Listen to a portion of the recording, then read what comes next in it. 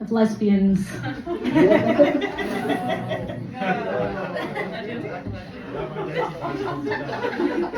can smell Lynx Africa. A couple of Doc Martens dotted about. Although there's a lot less lesbians in tonight than there usually is. There's a few girly girls here. I can be girly girl too. It's a bit more like Ariana Grande Cloud.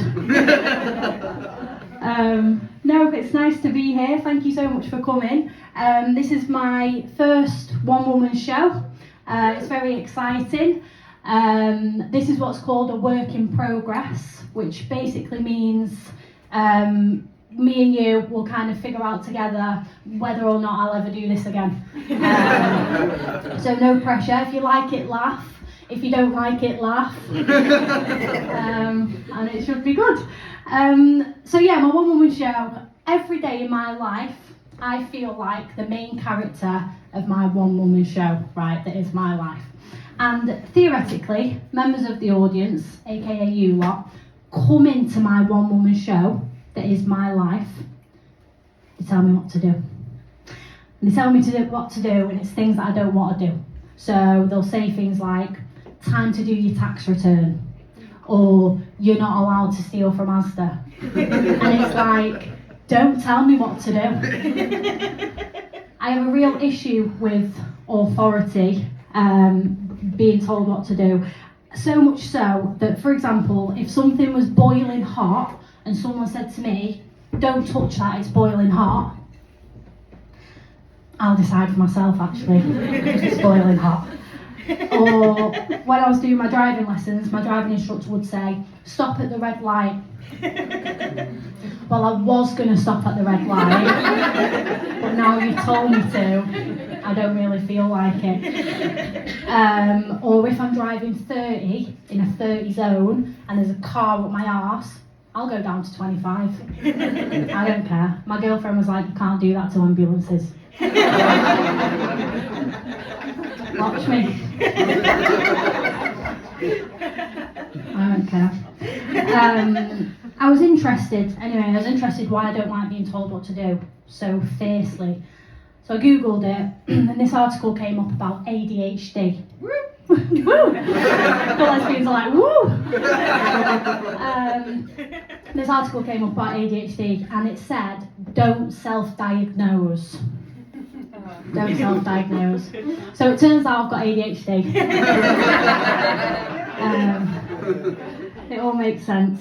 Having an issue with authority has been a huge issue my whole life, even more so when I was in school, because obviously there's so many rules to follow. It's wear this, don't wear that, talk to the person next to you, don't talk to the person next to you.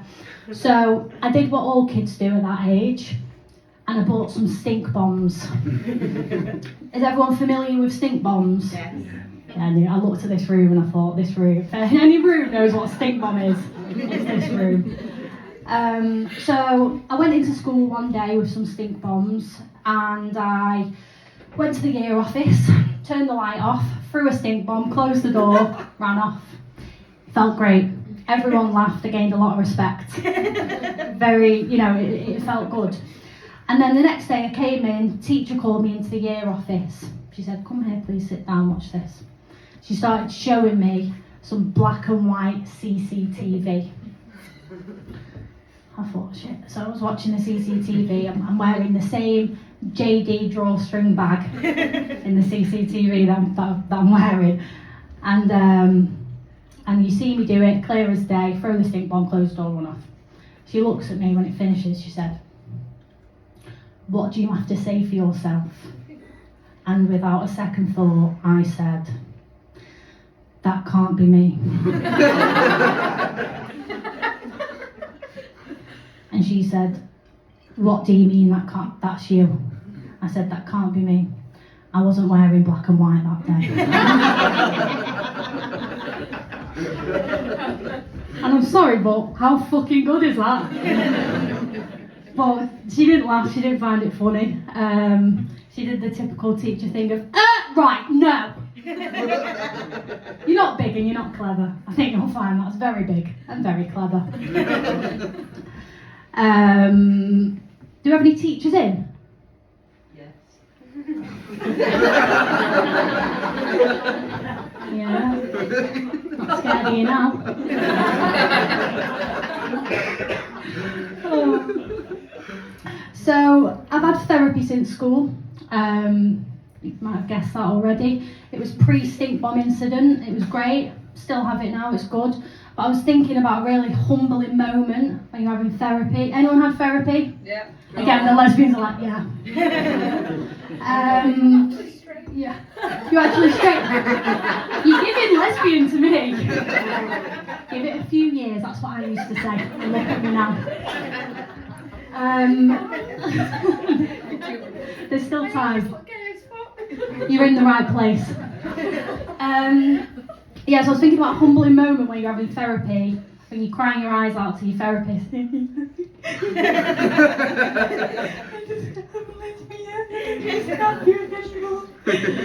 And the therapist does this.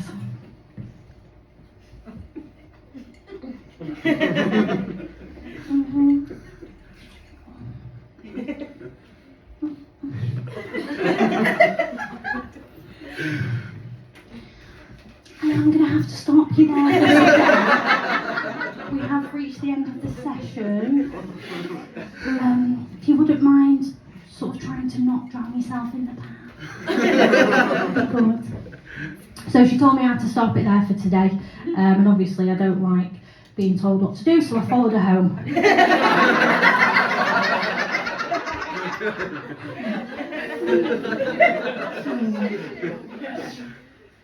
What else do you need to know about me? Sometimes I feel like daddy. Other times I feel like mummy. Get you a girl that can do both. It's exciting, it's great, I love it. I'm sort of exploring my gender identity at the minute, and it's really fun. The one thing I'm struggling with a little bit is body image, because on the inside I feel like Jason Momoa, and I look in the mirror and I've got the body of the mum from The Incredibles. It doesn't correlate. I've got lots of curves, but all I want is a big massive cock.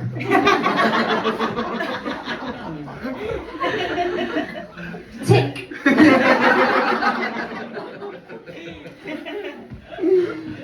On the subject of cocks, any straight people in? Allegedly. Alright, calm down. No, that's great. Good for you guys at the end of the day. Obviously, I respect your lifestyle and sort of the way you want to live your life. That's fine. Just don't rub it in my face. Do I think our kids should be taught it in school? No. I don't. What can you do? Okay, stop asking me. Yes, I am a lesbian. It's not the centre of my personality or anything like that. There's much more to me than being a lesbian, such as... Now, people often say to me, what's the toughest thing about being a lesbian? And the answer is very simple, and that answer is women. And I know you might be sitting there thinking, Soph, I thought it was all sharing makeup and scissoring. So did I. That's what I signed up for. But it's not, it's nothing of the sort. Everyone familiar with scissoring? Or on the subject? Yeah. Did have a good joke about scissoring, but I decided to cut it out. I'm not sure if I made that up, but I think I might have. And if I did, I'm buzzing. No, I tried it, I couldn't do it. I don't know if it's because I'm left-handed.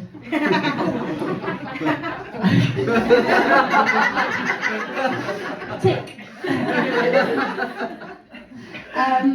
One of the most interesting things about being a lesbian is people's responses. And one of my favourite responses is that of a middle-aged woman. And I'm going to show you that response. But in order to do that, I do need a very brave volunteer to come and stand on stage with me, who would like to nominate themselves to come and do that. I'm going to pick you. Come on, sir. Give him a round of applause.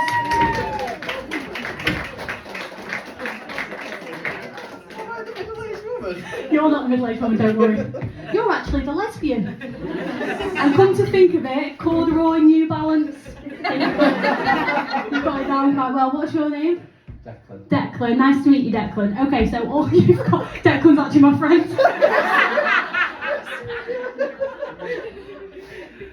I do hope you are well. Right, you're going to stand here and you're going to be me, Declan. Yeah, it's perfect. You've got it. And you've got to stand here and I'll do all the work, okay? So I'm going to transform myself now into a middle-aged woman. So just bear with me.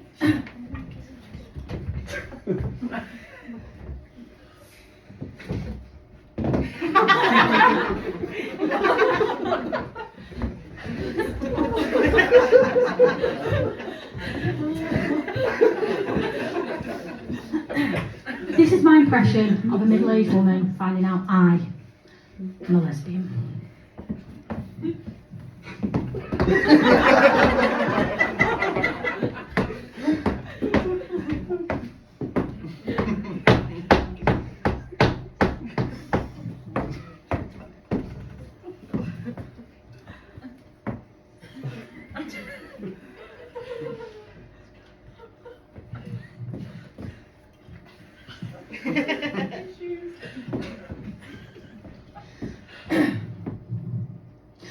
You're not.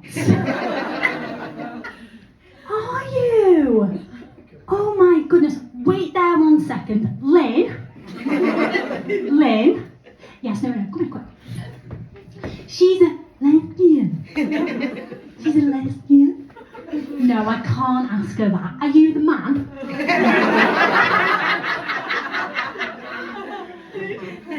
No, don't look at my breasts. Oh no, I know. You're very pretty for a lesbian, actually. Stop trying to kiss me. And scene. Thank you. Give it up for Declan.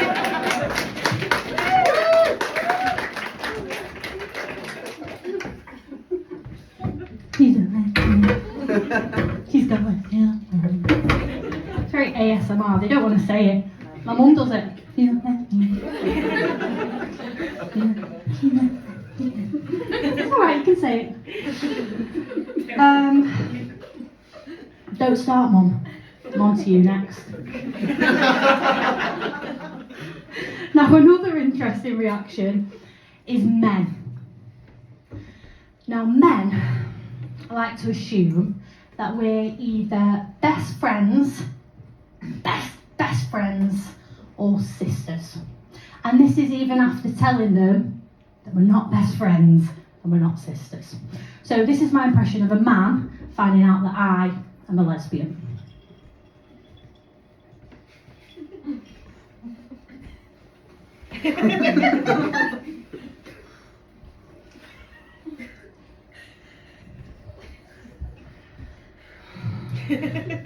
Hey, I saw you and your friend at the bar holding hands. Just thought I'd come over, introduce myself.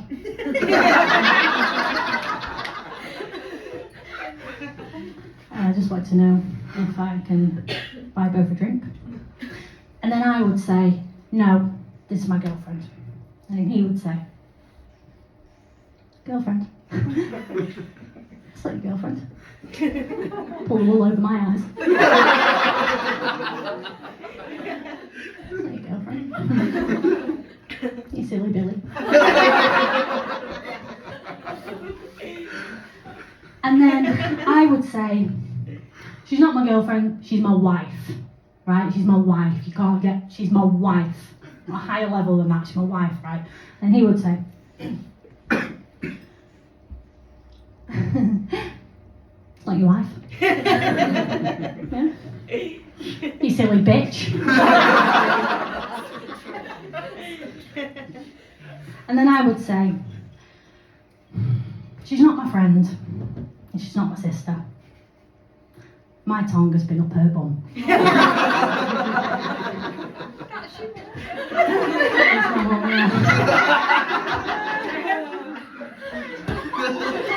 Thank you. At least it's not my dad.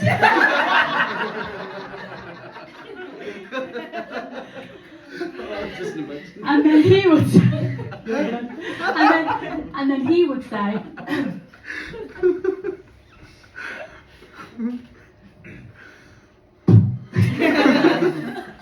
what? That's not Can I watch? And Manchester, last time I did this joke, a bit further down the northern quarter where it gets a bit straighter, a man came up to me at the end of the show and he said, "Excuse me, Wolf, come here. Listen, I just wanted to say you were absolutely fucking mint. And when you said that bit about you and your missus and men just wanting to watch, I just thought, yeah, we do."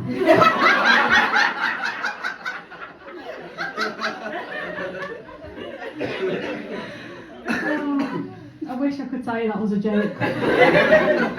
It's not. I've written a little song about it. It's nothing big. It's called "Leave Us Alone, We Don't Like You." I'm going to sing it for you now. Woo!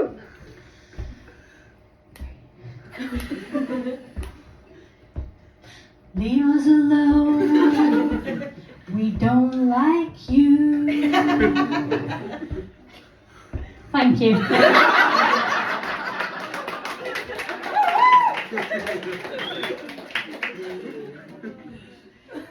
But it's fine, right? Because ultimately, we get to pick the size of ours. Do you know what I mean? Like a walking wardrobe full of cocks. 9 inches one day, a modest 6 the next. Whereas them lot, Mum, they get what they're given. Not me. They think I'm oppressed. I'm not oppressed. We're doing the windmill. I'm not oppressed. Oh. Anyway, enough about me. What's your name? Jess. Nice to meet you, Jess. Alright, back to me. Now, when you think about it, why are we, as women, oppressed? Right?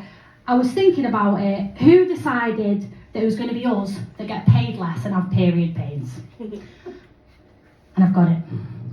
Eve. Adam and Eve, right? It's literally goes back to her, it's all her fault. God apparently created Adam and Eve and said to Eve, "Don't you dare eat that apple." And what did she go and do? She ate the fucking apple.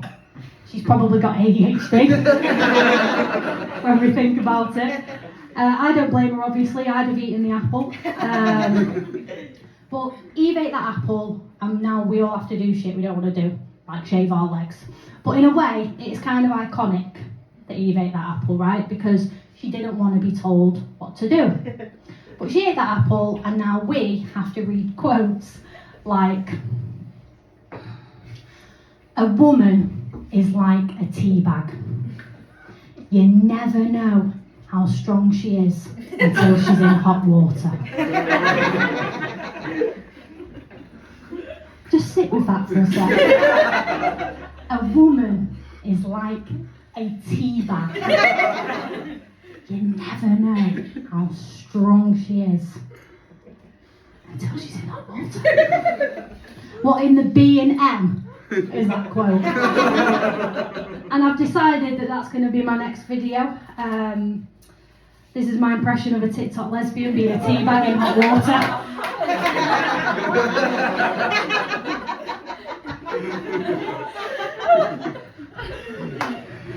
That was a risk, but I am a risk taker. Everyone familiar with TikTok lesbian? Does anyone not know what a TikTok lesbian is? What's a TikTok lesbian, Mum? You? It is me. Good answer.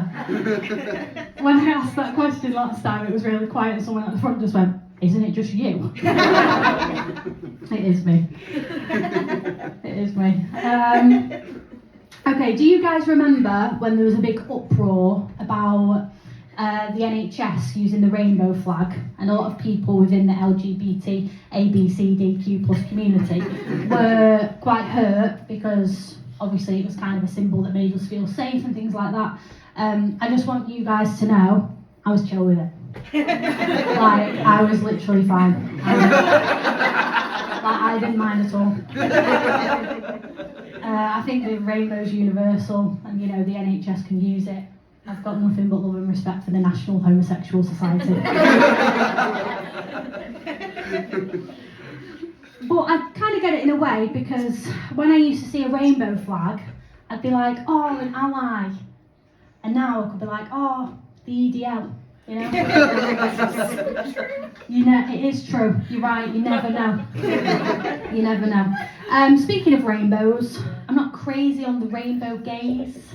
You know, the ones where it's like raining and sunny outside, and bang, there they are with their rainbow whistles and their straight out the closet vests. I get it, out and proud and all that, but does my silicone willy need to be rainbow coloured? I don't think it does, and I felt very passionate about it, and I wrote a little spoken word piece about it. This spoken word piece is called Rainbow Cock. If you like it, just to let you know, when you like spoken word, you click.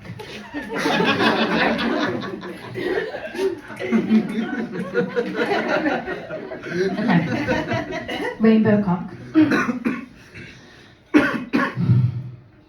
Rainbow cock. Rainbow cock.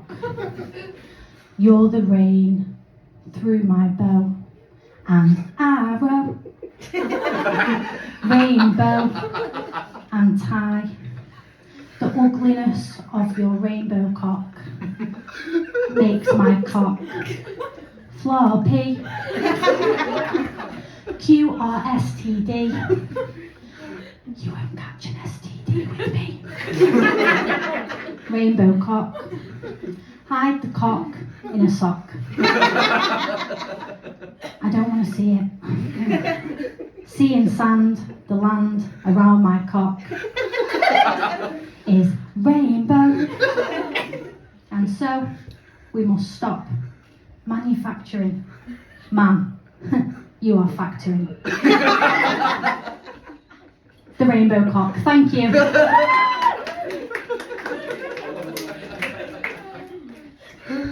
Tick. So you might have gathered from that I do write poetry. Contrary to that, I am actually quite good at it. I brought a book out in April called No Worries If Not. Woo! Thank you. It's a funny-ish story of growing up working class and queer. So I thought this would be a good time to read a tiny bit from this book. Kind of links to what I was saying about having an issue with authority, that led me to become a compulsive liar. This just touches on that. Okay, these are a few lies I told in primary school as a child. Lie 1, the X Factor lie.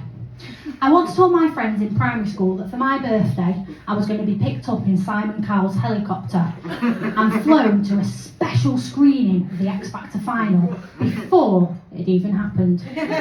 Then afterwards, we'd be going to Simon's house to fish and chips. I was only allowed to pick 4 friends, I explained to my group of 6 friends. So I'd only be picking who had been nicest to me that day. My rating for this lie. The story was ruined by the part where I said we could watch the X Factor final before it had actually happened. It made the entire thing totally unbelievable. Disappointing, 5 out of 10. The voice box lie. I convinced my next door neighbour's kids that I could remove my voice box whenever I wanted to. I used to face away from them and make this funny noise, alluding to me putting my hand in my throat to simply take my voice box out. When it hit the outside air, it automatically became invisible to protect itself.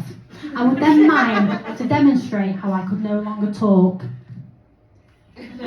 before swiftly reinserting it and finding my voice again. My rating for this lie. I think this was really creative and says a lot about my imagination. The story would have been a lot stronger if the voice box didn't become invisible when it was exposed to air. I want to know how that would have worked scientifically, as surely the voice box was exposed to air every time I opened my gob. Some flaws in the narrative there, good effort nevertheless, 7 out of 10. And last, but by no means least, the hearing aid lie. I came into school with a singular earphone in my left ear. I had cut the wire off.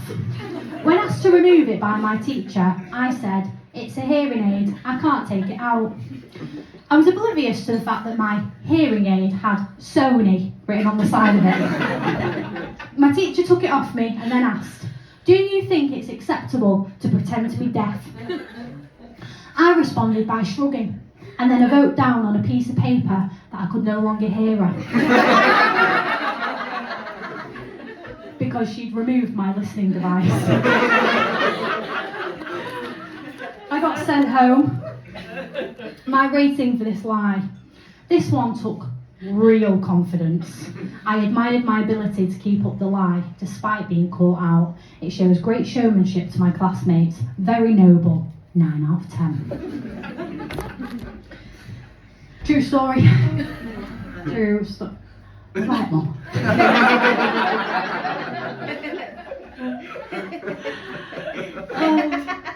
Right, I've got a note here that says personal hygiene, which must mean we're moving on to Stockport.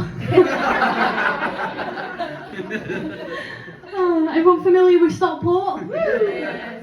So, Stockport is recognised globally for its contributions to daytime television. It's featured on programmes such as Can't Pay Will Take It Away, Benefits Britain, Life on the Dole, one of my personal favourites, Paedophile Hunters. I do sit in bed and I know it's time for bed when those Sting videos come on Facebook, and I sit there like, fucking back to Sting. And then the next one's a horse having its hoof changed. So what's that shit all about? Now, a lot of people have this misconception about the North, that we're just all crackheads that wear Adidas gazelles. But I think there's more to Manchester than Noel Gallagher, right? There's also Liam Gallagher. Now, I used to live in London, not to brag. I used to live there for 7.5 years, actually. When I was there, and I used to do a few shows, and I said that I was from Stockport, and there was some woman at the back gripped her bag a bit tighter. And I just thought, I only nick designer. Real designer too. Not interested in Dolce and Banana. Ray-Bons. Which actually leads me on to my mum. My mum bought a bag once from a man in a bar. Already red flags. Why are you buying a bag of a man in a bar? She paid £100 British for this bag. It was Michael Kors. £100 British, Michael Kors. So I had a closer look at the bag. Mitchell Cars. She said, "No, it's real, it's got a serial number." To the serial number, serial spelled with a C. Serial number was 12345. You are the dumbest bitch alive.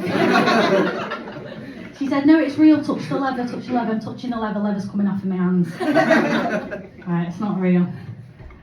Mitchell Cars. You got that bag, Mum? No, I'll give it away. Oh, that's kind of you. And then it got me thinking, Manchester mums are their own breed entirely. Right, they are. Do you agree? Yeah. Yeah, they're wild, right? And I only realised when I was in London, and I realised that not everyone's mum is like our mum. And when I was in London, there was a lot of myths about the North, such as like the soundscape of Manchester. And that soundscape is like kids crying, followed by a mum who's at the end of her tether, like, "Fucking get in the house now, Lamborghini. Where's your brother, Ferrari? In now."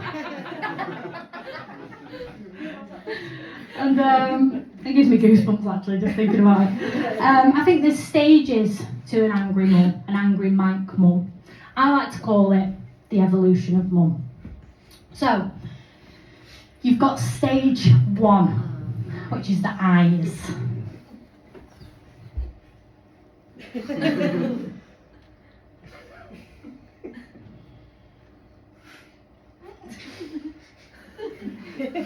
And then you've got stage 2, which is the eyes and mouth combo.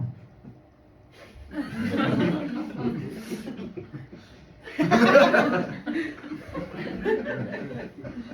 then you've got stage 3.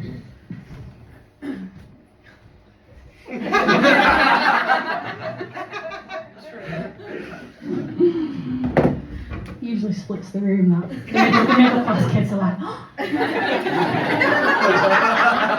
That's awful. Tell us more. Oh. On the subject of mums being a bit, have we got any 90s babies in? Woo! 80s? 70s? Hey. 60s? 60s? We're not all bad. I hope you're having a nice time.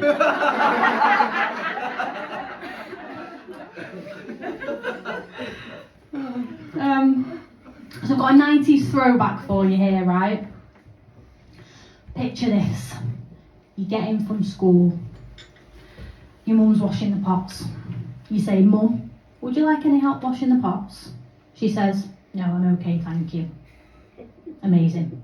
You go to the fridge. You get some Dairy Lee Dunkers jumbo tubes. Glass of roller cola, cheese string. Sit down on the couch. Tracy Beaker time. Right? Kicking back, chilling out. 10 minutes later, Mum comes in with a Hoover. Fucking swinging and bashing into the walls. Lift your feet up! And then she says, nobody does anything in this fucking house! I'm sorry. Tracy Beaker's about to meet a mum for a start. What sort of level of delusional? I can make my world come true. What sort of level of delusional do you have to be to refuse help and then shout that nobody helps? Yeah, do. Any other mums in do that? Rachel said, yeah. No, don't drop Rachel in it. Rachel wants to share with the room, she will. And then you'd be so mad, right? And your mum would send you to your room, and you'd be fuming. You'd close the door. You'd walk around your room. Fuck! I'm gonna kill myself.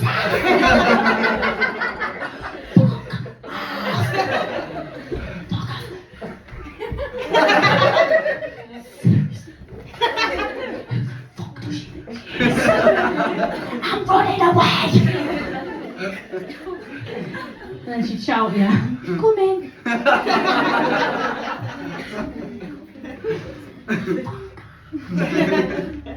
Or you'd run away, you get to the end of the garden. Stand there like that. Bag on. You'd be hungry. Go back. It's the last time she speaks to me like that. So, Mum can be delusional and... Eh? You don't talk about your dad? Mum, I'm getting on to my dad now.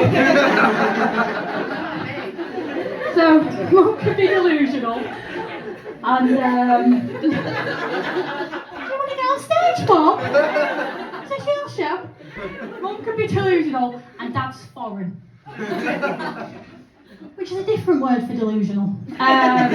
So my dad is Iranian Armenian. For those of you that don't know what that is, it's the same as Cher and the Kardashians. Just in case you're looking at me thinking, she looks familiar. I'd probably be right. I know what you're thinking. She's gay, tick. Half Asian, tick. Working class, tick. Mental health sufferer, tick. I have a field day with the equal opportunities forms. So my dad is like all dads, right? Very lovable, but from a distance. I love him so much, but in small doses, right? Now my dad has a very specific way of doing most things. So I rang him last year, I told him I was a vegetarian, right? I rang him, I said, Daddy, foreign dad, you've got to call him Daddy for the rest of your life, right? Little does he know, I'm the daddy now.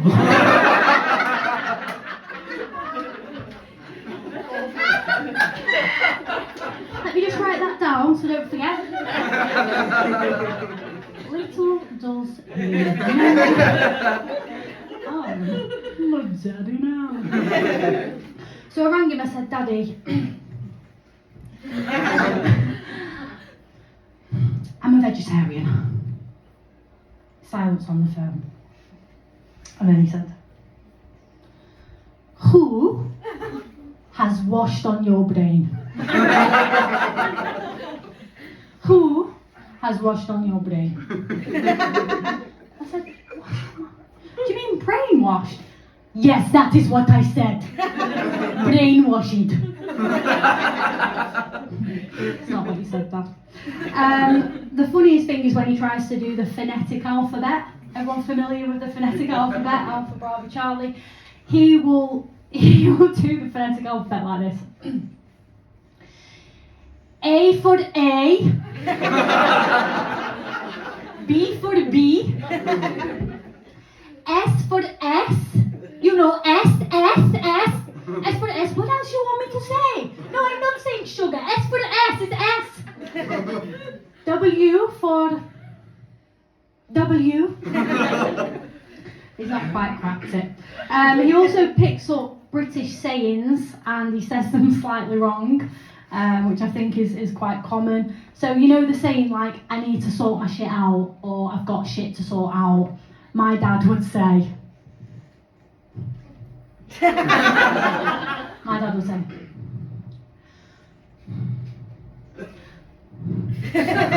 I need to sort these shits. I need to sort these shits.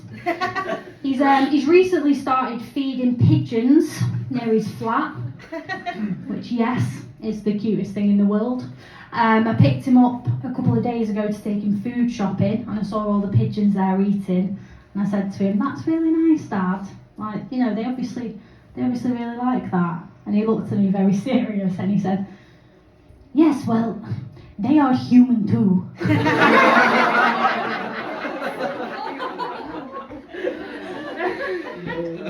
I was thinking about it, and they're not human actually. But I think what he meant was like they need to eat like we do. Yes, but they are human too. So, how cute is that? So next time you see a pigeon, just remember, they are human too. Oh, he's very cute. You divorced him, Mum. Never mind, Cute now.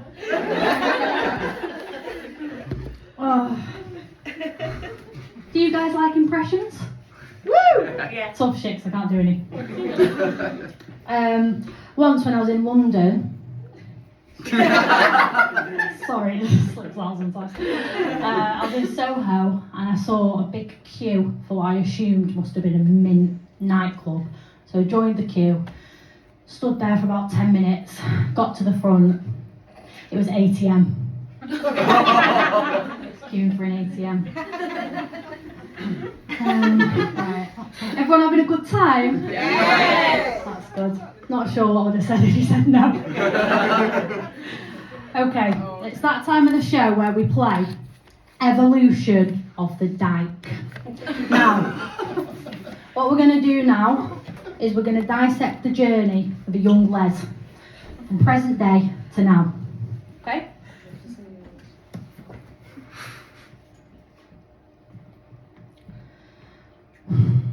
Picture one. I was a baby. So this is baby tomboy. Can everyone see? Yeah. Now, the things that make up this young Les to me are obvious. The cargos and the crop top. She knows what she wants, which will later translate into mummy issues.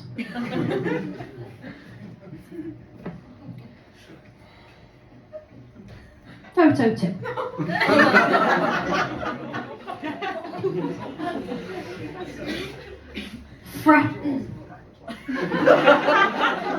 Fresh into high school, feeling daddy in the shirt and tie. A timid smile, the hair slicked back. But behind those eyes, pussy.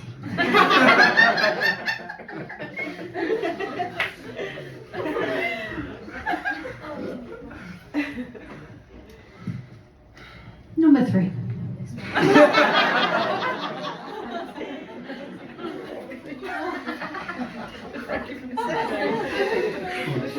I know.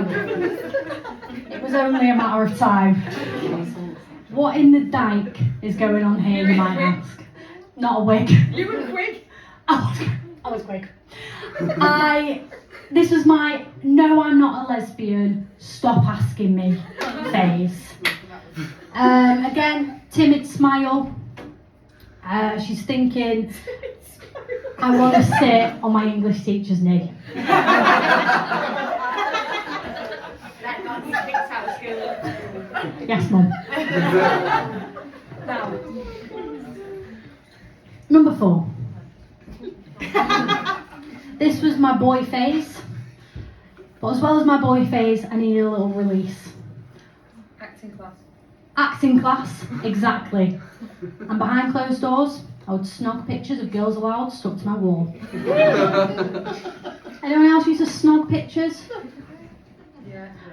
Thank you. I was going to be like, why would you make me feel like that? Anyone used to snog their hand? Before I'd leave to school, I'd look at Cheryl and the Dean and Kimberly and Sarah, God bless her, and Nicola.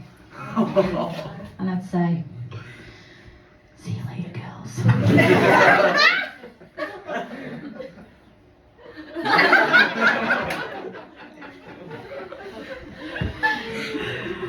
I had to get out somehow. Oh, good. Number 5. This was just pure realisation, I think, from here. Oh, that's a accidental selfie. Who put that in there? Silly. On a level, does that look like me? Yeah.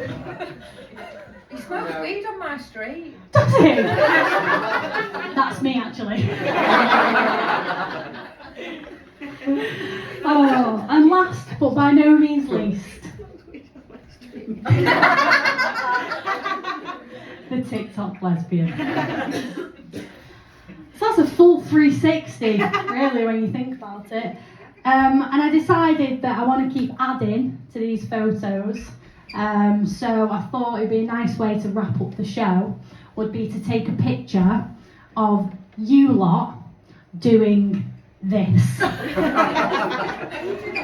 So if you just sort of psych yourselves up, if you want any tips, it's all in the shoulders and the eyebrows, and you all look really nice. It's alright, girlies, you don't need to. We can get straight into it. Straight.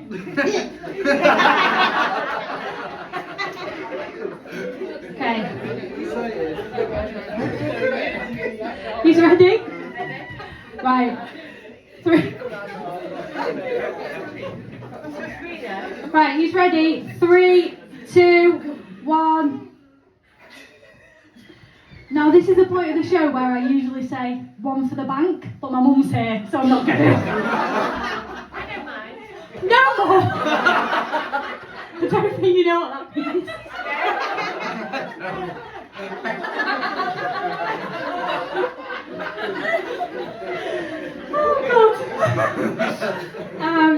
No, I know I told you that I don't let anyone tell me what to do.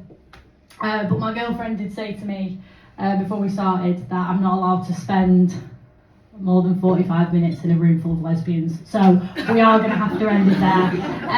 I've been Sophie Gluskian. You've been a very lovely audience. Thank you so much, and I hope you've enjoyed it.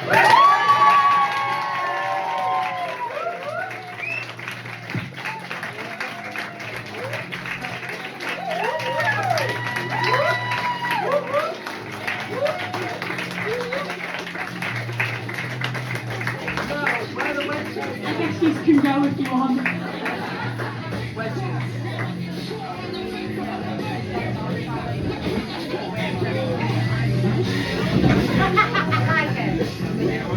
I'm Declan.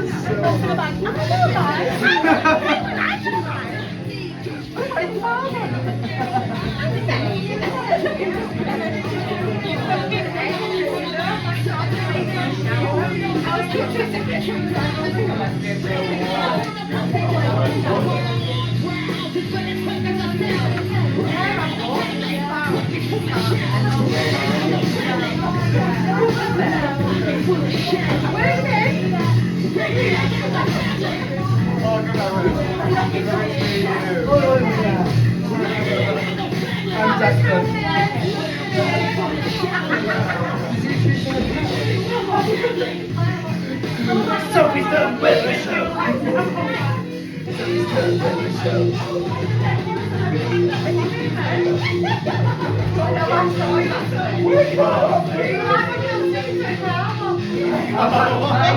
Eighth time someone has said that to me.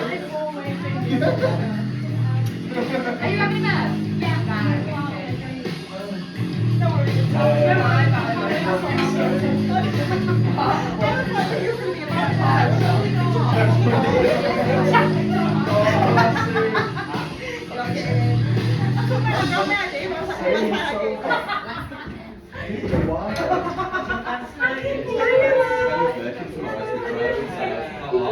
Yeah, absolutely.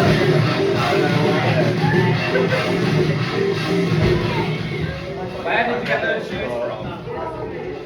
I love them. Yeah, I try not to. Yeah, it was so funny. Where did you come from, by the way? Were you just still behind That was that literally guy?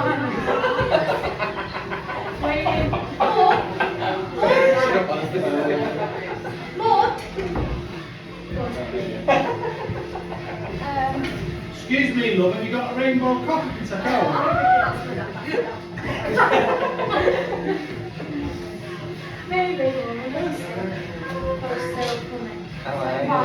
I'm not seeing you. Bye. No one ever told me this. I was really surprised I was in my life. Yeah, Everybody keeps saying Where are you going now? You live my daughter's house. she's got another show at 8, so Is it here or is it still here?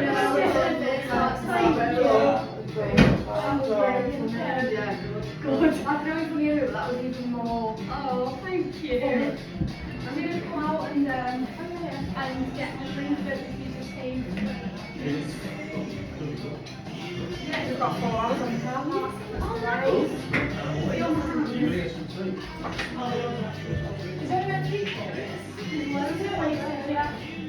What? Have my stuff and then eating. You are cold. Not more than saying. I don't mind. Don't see you know what I mean.